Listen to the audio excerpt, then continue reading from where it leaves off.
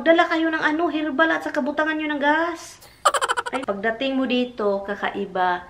Kung anong life dito sa US, kung ano din yung life sa Pilipinas.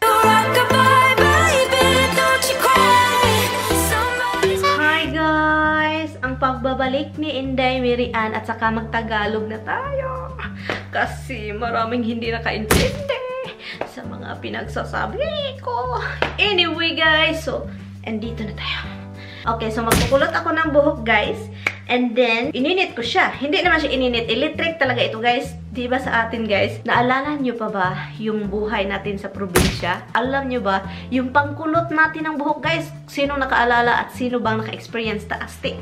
Ang gagamitin natin is yung kasaba. Balanghoy. Diba yung balanghoy, mataas siya yung puno niya? At saka marami siyang mga sanga-sanga na maliit. Ang gagamitin natin is yung mga sanga na maliit. Yung mga branches, sanga ng kasaba.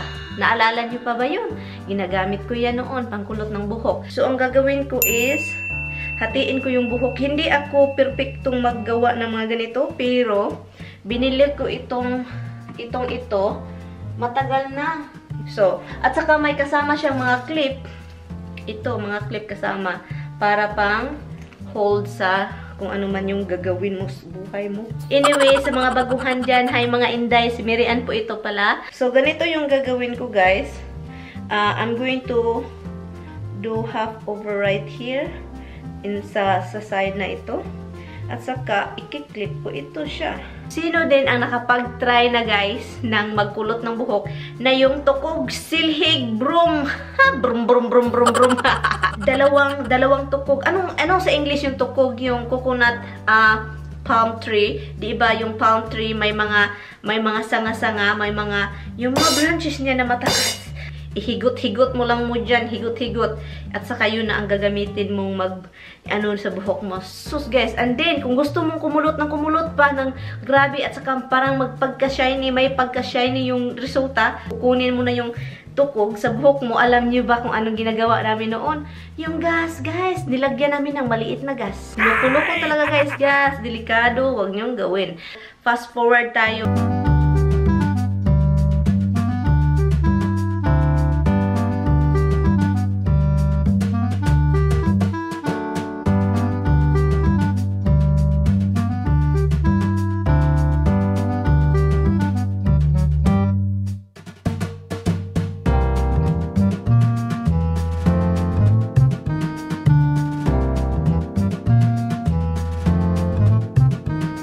Hi guys, katatapos ko lang guys. At sino? Itong aso talaga. Anyway, sino bang nagsabi maganda yung magkulot? Guys, ang hirap ikulot. Ang hirap nito guys. Mabuti pa yung silhig kay maganda. So okay, pasagda na nato na guys. Ignore the head and forget the face. Huh? Disclaimer lang guys ha. Disclaimer, hindi ako talagang marunong mag-makeup arts. So hindi ako masyadong marunong mag-makeup at saka lalo na yung sa mga eyeshadow guys, hindi ako marunong. Pero alam nyo guys, dahil sa YouTube natuto akong konti.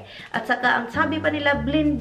Topic natin ngayon guys is about yung sa dito sa Amerika guys, yung insurance guys, yung medical, yung magkasakit ka, yung mag-inuubo ka, kahit anong sakit, pag-usapan natin yan. Pero bago yan, magpa-primer muna ako guys, itong NYX. So, magpa-primer tayo. Usually, hindi ko unahin itong mata ko, pero ngayon unahin natin. So, yun, nagpa-primer na tayo para kumapit yung product sa eyelid natin, di ba? Bago ka mag-apply ng product sa eyelid mo, siligan mo ng powder. Siligan mo siya ng powder, ha? Siligan para maganda yung kapit sa ano. Ito yung ginagamit ko, yung mineral powder. So, lang, siligan lang natin yan. Alam nyo ba yung insurance dito? Kung andun tayo sa Pilipinas, guys, kung magkasakit tayo, alam nyo ba, guys, kung anong mga ginagawa natin, guys? No. Kung hindi pa malala, guys, kuha lang tayo ng sagbot sa labas ng bahay. Ang gagawin natin, kuha tayo ng damo, mga lukdo-lukdo. Mga sagbot ba, mga damo sa labas ng bahay mo, 'di ba? Maraming damo kung sa probinsya ka talaga, ang daming damo na pwede mong gawing herbal. Sus, Ginoo ko. Naalala ko tuloy yung mga tawa-tawa, magkanding-kanding. Guys, kung galing kayo sa guys, sa Pilipinas, guys, Di ba? Sanay tayong walang doktor-doktor sa probinsya. Lalo na sa probinsya. Walang doktor-doktor. Oy, ginoo ko. Pahilot. Oy, paghilot. Yung hilot ba? Doon ka. Hilot. Sino manghilot tayo dito? Dala ka lang ng banyos. Alam nyo ba kung ano yung ginagawa natin yung banyos? Yung pang ano sa katawan niya para gumagaling ka. Yung din mga sinabi ko, yung mga herbal sa labas. Ilagay mo yan sa botilya. Pagkatapos lagay yung botilya, lagyan mo ng gas. Diba? Yun na ang ano natin, diba? Sa una, noon, iwan ko guys, parang sa probinsya, ganun pa rin. Parang ganun ata yung mga, ano sa probinsya guys. Hanggang ngayon guys, parang ganun pa rin. Alam nyo guys, katulad ngayon guys, ako guys, ini-stop ko yung ano guys, health insurance guys, kasi sobrang mahal guys, makalunod guys, sobrang mahal yung insurance. Alam nyo dito sa US guys, ang mahal-mahal ng insurance. Kaya kayo, kung pumunta kayo dito, magdala kayo ng herbal at saka butangan nyo ng gas. Ay naku, parang ma-hold kayo sa airport. Mahold lagi kayo guys. Ay naku talaga guys.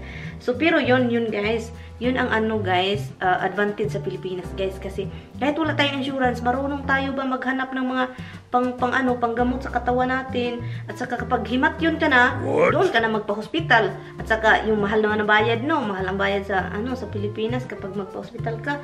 Pagkatapos yun, paglabas mo, punta ka sa mayor's office, punta ka sa barangay office, doon magpunta ka doon sa mga hingi-hingi ng mga tulong. Mabuti sa Pilipinas, di ba, makatulong. At saka yung bayaran mo lumiliit. Dito guys, kapag wala kang insurance guys, hindi ka magpunta sa hospital guys, kasi alam mo guys, paglabas mo guys, wala ka na makain kasi binayad mo na lahat. At saka yung binayad mo, trabaho ka ng trabaho para lang mabayaran yung utang mo. At saka kung mag-insurance ka naman dito guys, wala guys, yung sweldo mo wala din. Maraming mga taong mayroong insurance, at saka maraming tao na wala din kasi hindi afford, kasi sobrang mahal. Gawin ko muna itong mata ko guys kasi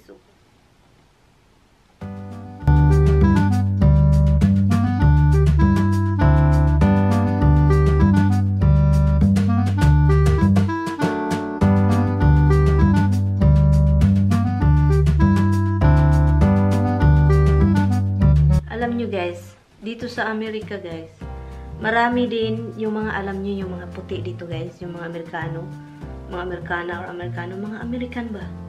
Alam nyo ba na marami silang mga hinanaing sa gobyerno?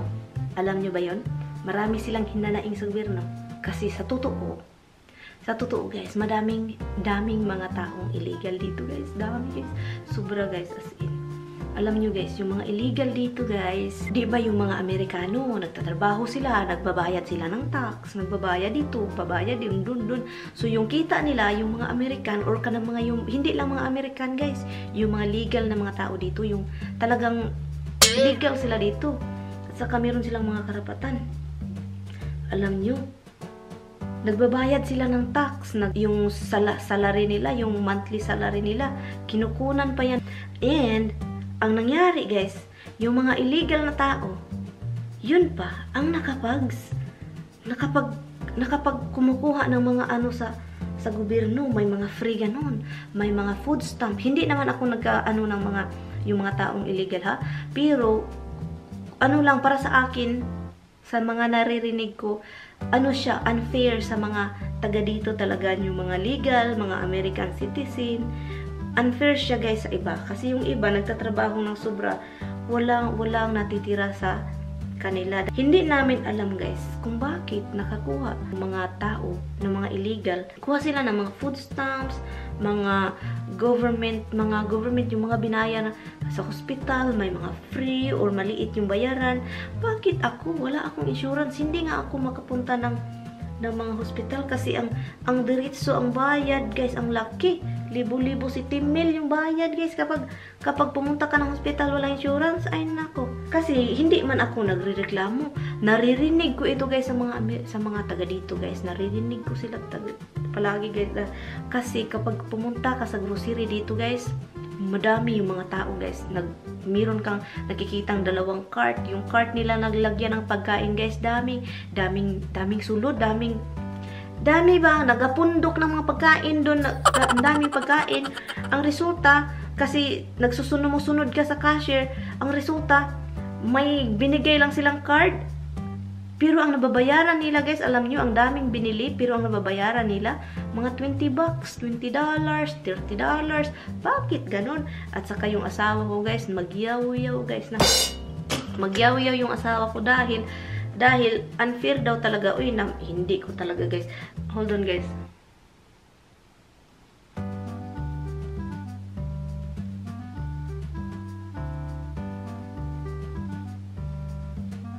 So guys, bago natin tapusin itong mata, mag-proceed tayo sa foundation. Ang gagamitin ko pala guys is itong L'Oreal True Match na foundation. Ito siyang gamitin ko. This is In4, the shade of In4 guys. So yun lang guys, ang sasabihin ko sa inyo guys, hindi lahat ng dito sa ang buhay dito sa Amerika is hindi kung ano man yung mga iniisip ng iba, hindi yun ganun kasi iba talaga dito guys. Pagdating mo dito, kakaiba. Pero guys, alam nyo, kung gusto talaga nyo pumunta, hanap na lang kayo guys ng mga guys. Yung American na sobrang bait at alam mo, maganda yung sa inyo. Maganda yung trato sa inyo. Kasi marami kasi mga dyan na hindi maganda yung trato ba. Hindi ko naman dinidiscourage yung iba guys na gustong pumunta dito. Hindi ko kayo dinidiscourage guys. Yan guys, yung reality dito sa US. Iba. Kung ano yung pagtingin sa mga taga Pilipinas, kung ano yung buhay dito. Iba guys, hindi pagpunta dito agad kung gusto mong magtrabaho, talagang hanap pa ng trabaho ngayon guys kasi ay naku, okay naman yung salary dito guys. Kung maganda yung trabaho mo, kung okay yung profession mo. Pero kung katulad, kung maghanap ako ng trabaho, alam nyo guys, nag-study ako dito noong unang 1 month. Nag-study ako dito 1 month para, tawag nito, para sa, parang ng alaga ng caregiver ba? Yung caregiver, para magbantay ng mga may edad, yun. Nagtrabaho ako noon. Kaso, meron na nagkuha ako ng certificate. Kaso, hindi ko inano yung certificate niya kasi, alam nyo naman yung certificate guys, kailangan mong trabahuan yun para makuha mo yung certificate. Kaso guys, ang pag-ano ng certificate ko guys, nagtatrabaho ako sa agency. Alam nyo ba guys, ang baba ng sweldo? Sabi pa ng asawa ko, huwag ka na magtrabaho, ang baba ng sweldo. Kalas lang daw sa bus. Nag-bus man ako noon kasi hindi pa ako nung tawag nito, hindi ako nagdadrive pa noon. Sabi ko, totoo naman talaga kasi kapag nasa agency ka mo, mura lang yung ibigay ninyo sa iyo, maliit yung sweldo na ibigay sa inyo, and then, pagkatapos nun, yung oras mo, maliit lang yung kita mo kasi maliit lang yung inano sa inyo, yung binigay na oras at saka yung sweldo, ang liit-liit. Pagpunta mo sa trabahuan mo, naku, yung pamiliti guys, yung pamiliti, madakan kas pamiliti. At saka yung kita mo, once a week, wala na. Hindi ko na siya tinuloy kasi kumuha kasi ako guys ng guys, yung certificate talaga kasi gusto ko talaga yung trabahong yun. You know, makatrabaho naman ako guys kasi meron naman akong experience guys. Meron akong experience sa mga ganun, caregiver. Kasi nagtrabaho kasi noon meron mga kilala ng ganyan. So anyway guys, maganda itong foundation guys. Matagal na itong sa akin guys, sobrang maganda ito. Kung hindi nyo ito kilala, si L'Oreal True Match ito guys, In4 Buff Beige. Ito yung pinakaunang foundation na nagustuhan ko talaga. So na tayo guys, mag-contour tayo guys. Yun, sobrang ngit-ngit. So contourin natin itong lugar na to. Kasi para liliit yung mukha natin. Dito na naman. Doon, Lagyan natin dito. Mag-blush tayo. Ito, gamitin ko. Ito si Wet n Wild. Paborito ko rin ito. This is the Wet n Wild Milo Wine. Gustong-gusto ko ito kasi Milo Wine siya, guys. Okay. Smile lang konti. Ganyan-ganyan. Yun. Contour ko rin ilong ko. So, merong nagsabing ganito daw. Contour lang natin yung ilong ko. So, yun.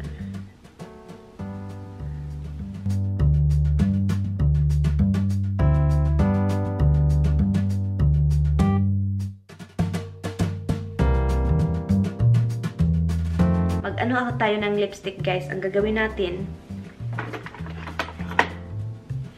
So, let's proceed sa lipstick. Ang pinakaborito kong pula na lipstick, pula. Ruby Woo ito guys, galing sa MAC. Matagal na ito sa akin. Sana hindi pa ito daot. Gusto ko itong amoy na to guys. Yung Ruby Woo. So yun, mag Ruby Woo tayo, mag lipstick tayo ha. So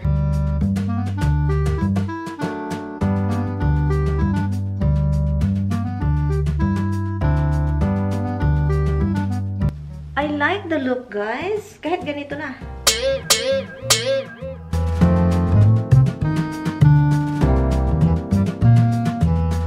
Yung buhok ko, hindi siya masyadong kumulot kasi alam nyo naman, hindi ko siya tinanggal ko siya ng madalian. As in, madali lang. Nagkukulot-kulot lang siya dito sa, sa baba at saka yung dito sa likuran. So, hindi talaga siya kumulot ng kumulot. So, yun lang naman guys, ang topic ko sa ngayon guys, yung mga Pilipino na magpunta dito, kung anong life dito sa US, kung ano din yung life sa Pilipinas. Diba sa Pilipinas, maganda pa rin yung sa Pilipinas guys. Hindi ko naman sinasabi na hindi maganda dito. Maganda din dito guys. Kakaiba talaga dun sa Pilipinas. Kasi sa Pilipinas, kung nasanay tayo, diba, dun naman tayo nang galing. So, nasanay na tayo dito, nasanay na tayo dun na yung buhay natin doon, pwede tayo magtanim ng mga pagkain dito, pagkain doon sa bakura natin. Dito guys, pwede rin naman. Yun ang na-miss ko sa Pilipinas guys, may mga preskong gulay doon, pwede kang kakain ng mga kung ano yung natanim mo sa alugbati doon sa gilid, yung mga ganun, mga okra, mga kangkong. Sus, Ginoo ko guys, na-miss ko yun guys talaga. I-end ko na tong video guys kasi nataas na ito. Give me a thumbs up if you do like this video and subscribe and hit the notification bell that you will notify every time I upload a video. Thank you guys so much for watching. I appreciate your time and I appreciate you all. 7, 6, 5, 4, 3, 2, 1. You'll never have the sacred stone. Oh, this you crazy mother.